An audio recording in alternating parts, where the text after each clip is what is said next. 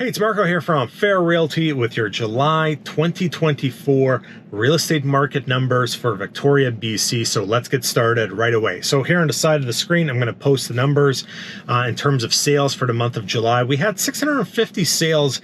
I thought July was going to be a lot slower than it actually was. I'm actually surprised to see 650 sales. This was up from the year before at 595, substantially higher than 2022. However, also substantially lower than 21 and 20 when the market was just absolutely crazy during COVID. If we go back 10 years, 2013, 14, and 15, you'll see even compared to those years, we're somewhere middle of the road.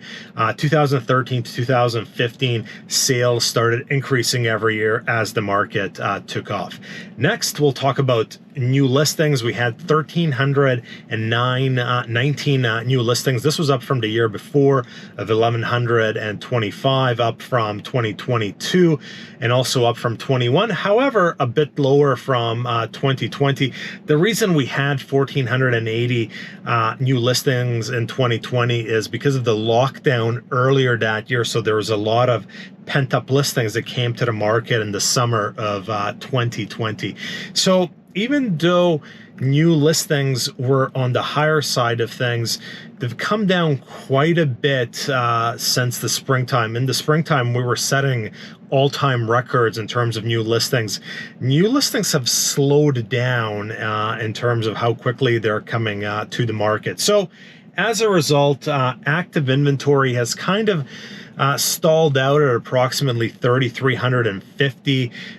We had slightly more at the end of June, but it seems like we're pretty close, or maybe if not at the peak of inventory for 2024. As we head into the fall and towards Christmas and the new year, inventory typically seasonally starts to decrease as sellers take their properties off the market.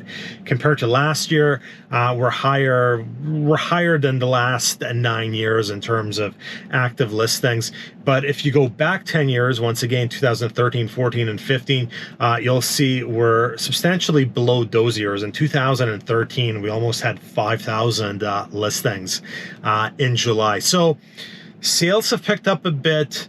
New listings coming to market have slowed down a bit, and the end result is the active listings have stabilized. At this point, they're not increasing. They're kind of flat at that 3,300 to 3,400 mark. So what's going on in terms of prices? So first of all, single family homes. Median 1,130,000. Interestingly enough, it was hovering around 1,175 to 1,185 for the last 4 months. Down. I wouldn't read too much into this unless we get 2 or 3 months of the median somewhere around 113. Even though the median is a much better metric than the average price, it can also variate from month to month depending on the sale mix. I honestly didn't see that much downward price pressure in single family homes, so I think this median might be a bit of an anomaly. The median for all of 2023 was 1,150,000, and so far, year to date from January until now, we're also running at a median of exactly 1,150,000 for single family homes, which is kind of interesting.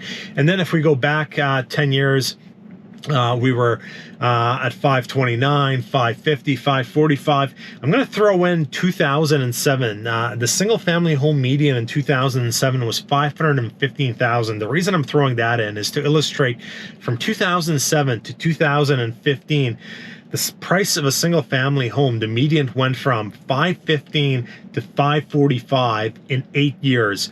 It's basically illustrating that the market can go very stagnant for a long period of time while wages and other affordability metrics catch up to the market. Next up, we have condos.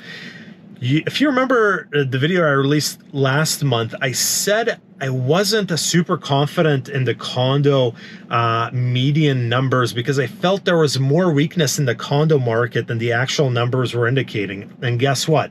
In July, we saw that weakness, a median of 525,000. That is the lowest we've had this year. It's quite a bit lower than the last 4 or 5 months. It's been a tough go in the condo market. You know, you had the inventory from the Airbnb rental ban. Interest rates are still high. The government piled on more changes to the Tenancy Act in BC, which is making it less and less favorable to be a tenant and an investor. There's basically been demand sucked out of the condo market and more inventory brought to the market, and it's caused some downward pressure on prices.